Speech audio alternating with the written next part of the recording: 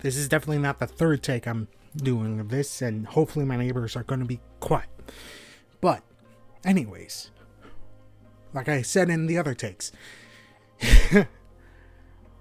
something good happened recently, and that is that on the 28th of November, the new and improved version of Pathfinder 2nd Edition, specifically the remaster, came out. Now then, Pathfinder 2nd Edition is a relatively new game, only being at this point 4 years old, so most of the times in TTRPGs, usually it's like a 10-year cycle, I would say, based off of, Pathfinder and D&D and a few other games where after 10 years or so, they look at, feedback from their consumer player base and redo it.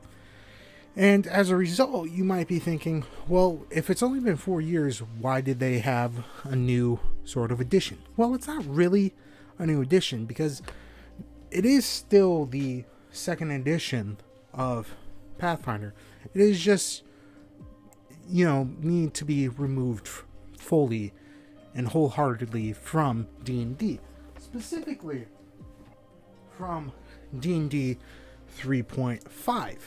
That, is what the original Pathfinder 1st edition was based off of. Because if you have seen any of my videos at the very beginning of the year, then you will know that, well, Wizards of the Coast did Fucky Wucky. Where am I going to put this? And the whole entire OGL scandal happened. At which point, Paizo, the creators of Pathfinder, realized that they really needed to, split themselves fully from D&D and not just be a sort of like descendant of D&D, so to speak. There's still a few things here and there, but for the most part, the remaster is their take on removing themselves fully from any sort of mechanics or terminology or what have you of D&D. Because if the WotC Hasbro wants to remove the OGL again, they want to fully be away from that so that nothing legal can be happening. So, a little backstory because it's important to be like, okay, so Pathfinder is like D&D? In a sense, yes. So, all the way back in the beginning of the 2000s, there was this small edition of D&D with it being 3.5. 3.5 is the, updated version of the 3rd edition of D&D. Well, when Wizards of the Coast / Hasbro wanted to move on from 3.5 to 4th edition, I don't have a rulebook for 4th edition, they also wanted to leave behind the OGL. It really was a moment where people were like, oh, why? And then they used a newer sort of thing that would just, licensing that would just give them more profits. But as a result, Paizo, who at the time was making modules and stuff for 3.5, realized that, hey, we could just use the OGL to make our own game that was essentially compatible with 3.5. And Pathfinder was born. During that time, Pathfinder had a very good success. Like, it became the most popular tabletop RPG during that time when D&D was trying to figure out 4th edition. But they eventually realized, hey, no one really likes 4th edition, and the few people that do, it's not enough. So they made 5th edition, which all my books are in the living room. I should have brought my... It's fine. But during that, Paizo was still making, Pathfinder. And by the end of Pathfinder, I think based off of what I've read, most people, there was a lot of bloat to it, to the point where it was still, people still like it, people are still playing first edition Pathfinder, but they realized that they needed to update it. So, in 2019, they then proceeded to come out with Pathfinder 2, or Pathfinder 2nd Edition, and the core rulebook for that, and as a result, people started liking it. But it still had some of the blood from the OGL 3.5 situation. So, during the whole OGL situation that happened at the beginning of the year, Paizo then decided, okay, we were just really using the OGL to have other people, allow other people to use our content for the same sort of thing, collaboration and expanding of the hobby. That's essentially what the OGL was. Now they have the ORC license, which is the Open Creative, the Open RPG Creative License or something like that. Probably at the back of the book. ORC, yes. They don't have it, but they essentially switched over to the ORC license, which you can see at the very back of it. And also taking the opportunity to remove all of the terminology and the like from 2nd edition that would tie them back all the way to 3.5. They then also looked at and said, okay, well, at this point, Pathfinder has been out for 3 years when they were looking at it, and some people didn't really mesh with certain aspects of it. So they are using it to update the existing rules to fit more with what people are asking them for. So that means that they've updated certain things. And with the new core rulebooks, the rules are essentially the same with a lot of different minor changes and tweaks to them. So it's not really like 3.5 was to 3rd edition D&D. It is more like the rules lawyer Ronald, the rules lawyer, said, is it's essentially Pathfinder 2nd edition 0.1. It's not too crazy, and you can still use all your shit that you have from the before the remaster on it. But it's updating the rules, updating the terminology. That is essentially what the remaster is. Also, they're streamlining it a little bit more. For instance, the player core only has 8 of the original classes, but it's not, and how do I word this? It has only 8 classes in it, which are just like, what? Because in the original core rulebook, there was 12. But there's some reasons for that. The other thing that came out a little bit later on for Pathfinder was the Advanced Player's Guide.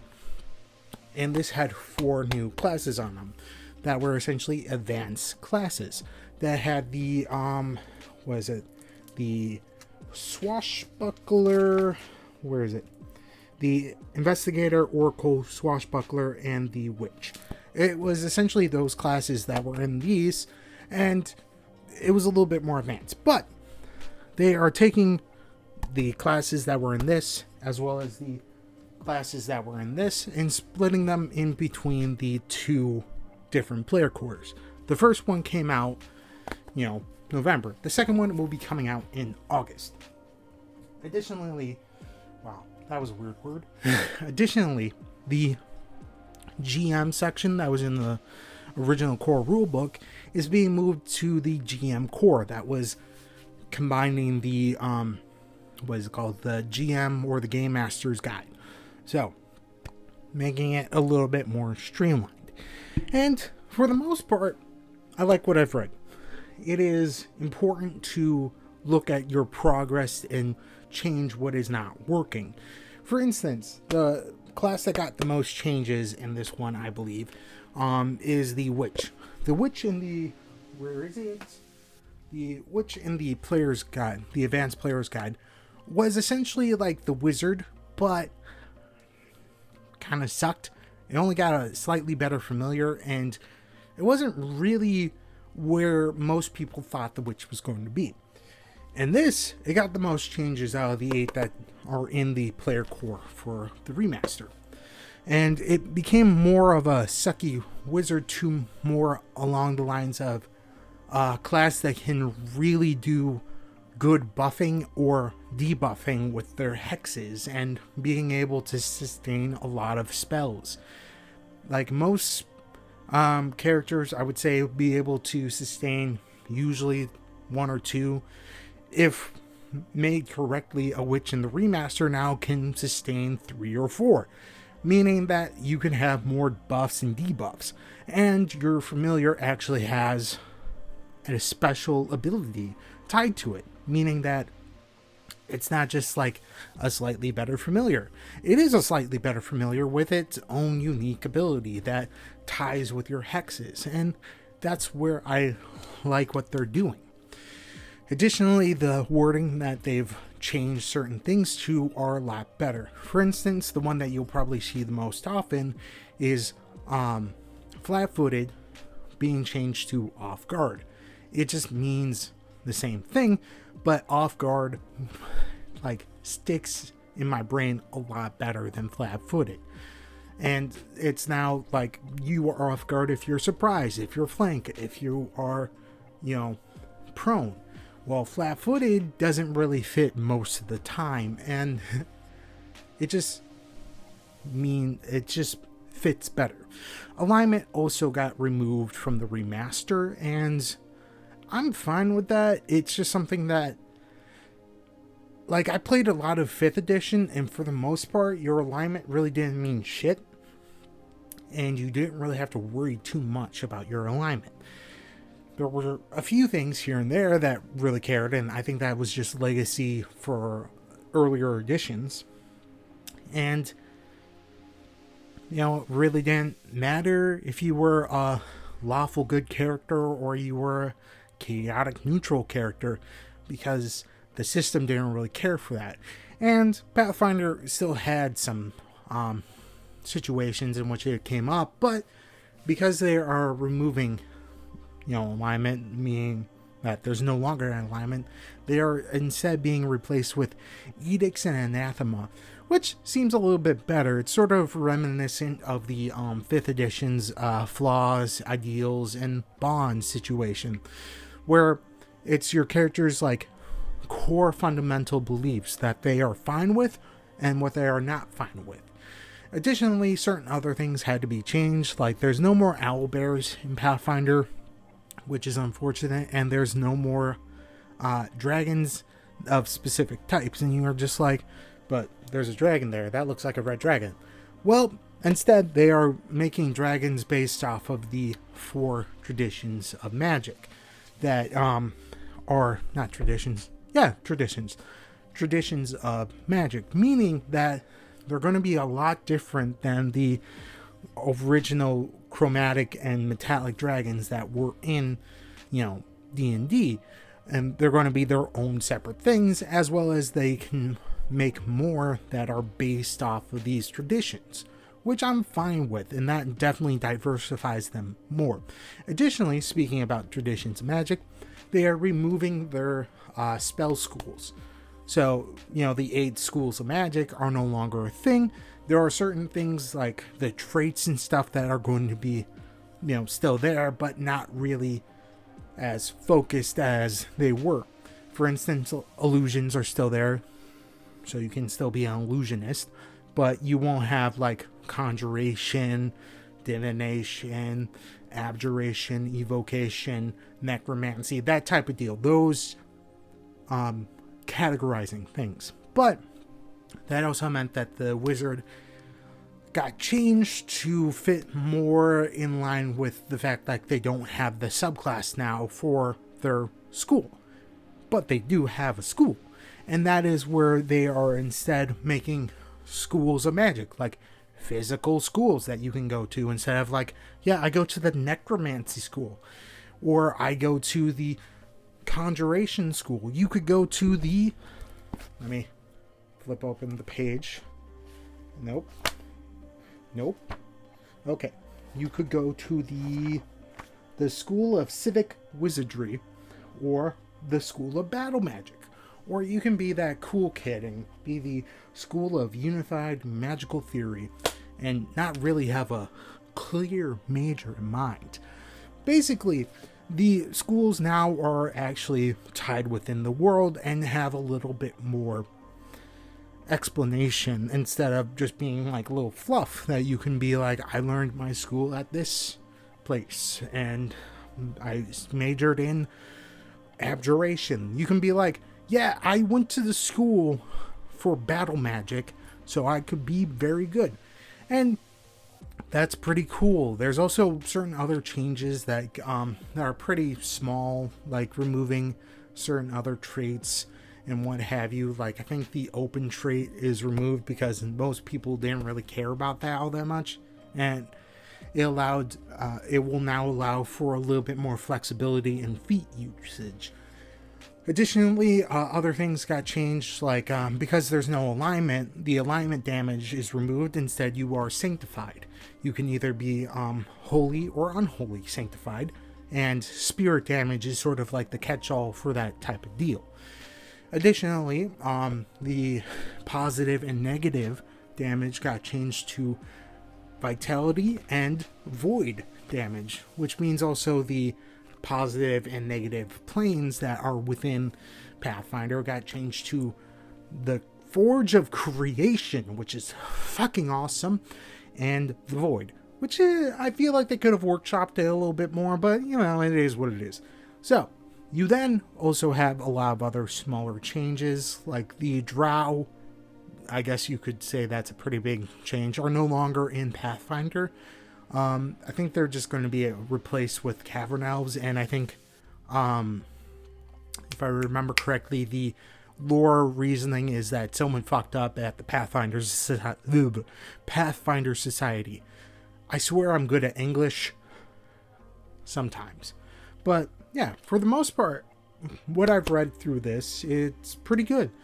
It's definitely on a better path than it was, although it was still pretty good for the original core. So, and we already got like a small glimpse at the remastered from, before, where it was the Rage of Elements. So, Rage of Elements for the most part has, split themselves off from the original Pathfinder 2nd edition. But there's only like a few instances where it's just like, oh man, why is it like this? And that's like, one second. For instance, like in the metal impulses for the kineticists, you still have the strength requirement being the scores instead of the ability modifiers, which is another change, massive change. Instead of ability scores, they are called attribute modifiers. So there's still the strength, dex, con, wisdom, intelligence, and charisma, but instead of having a score assigned to them, they are just the modifiers that were there. And that makes a little bit more sense because, especially in the second core rules of 2nd edition Pathfinder, you wouldn't really have like you wouldn't have like 11 in a score because you would get ability boosts that are only +2. The only times that you would have odd numbers during like character creation is if you you wouldn't. It would only come at like levels 5 and like 10 when you get to 18 and you need to get to 19 and you can only get a +1 in that. So that's also a little bit more streamlined, cleaned up, and for the most part I do like what they have done in the remaster, and I'm excited to see where it takes it, as well as next year I think the playtest for Starfinder, which is going to be based off of the rules and can be compatible with Pathfinder. And I've been interested in Starfinder, but I didn't want to learn another full rule set, and I understand Pathfinder enough because I've played 5th edition Dungeons and Dragons and fantasy and all that, but I'll be excited to see where the remaster goes and how different the other classes will be in August of next year, as well as the different monsters and creatures that will come out, and how much more freedom they're going to have, that they're not really tied with the OGL anymore. So yeah, if you're looking to start Pathfinder, I would say start now. The remaster is a good place to start. If you've already have, the core rules and all this stuff for Pathfinder, you might want to look at what you have and change it here and there. Oh yeah, one of the one things, good changes, that even if you are playing the original core version of Pathfinder, I would suggest changing the interact action to what's in the remaster, because in the original one it would take 2 actions to stow an item and draw out an item, and then that would just leave you 1 of your 3 actions left. This time you can store and get out an item with 1 interaction, which cleans it up a lot better. So that kind of changes that are people have been complaining about, as well as other things like the refocusing for your focus points are better, instead of you only being able to regain 1 focus point even if you spent 2 focus points during a 10-minute recharge, and you needing to get feats to do that. Now it just takes 10 minutes to regain 1, and you can regain up to your maximum of 3 if you take the time. So 10 up to 30 minutes, and later on the classes that do have focus points will regain them through a feat that they want to take that just takes 10 minutes. So really good streamlining. There are some complaints that people have, but I'm fine with it. I do enjoy it, and I would like to finally play. I'm still trying to convince my group to play it. It is just one of those things where we're already playing a game, but hopefully we can, switch off and do another game here and there. So, yeah. What are your thoughts on the remaster? Do you enjoy it? Do you want to play it? Did you ever play Pathfinder? And if you did, how do you think about the new edition? What? I just want to know your thoughts, because I'm happy with the remaster and what it's giving the game, as well as what it's doing for the genre as a whole. And, I'm just happy that something good is happening this year. 2023 has been crazy. So hopefully 2024 is not the end of the world, and we get to play more games and, read more manga or play more video games, listen to some banger music. But yeah, if you like this video, think about hitting the like button. If you want to see more of this bearded face, think about hitting the subscribe button. If you have any suggestions, think about putting them down in the comments below and telling me what you think about Pathfinder 2nd Edition or any TTRPG that you have played, and maybe I would love to play it. But yeah, that's it. Stay safe out there. Read some manga. Play some video games. Get together with some friends to play some TTRPGs and listen to some banger music. That's it. Bye. I actually wanted to go that way.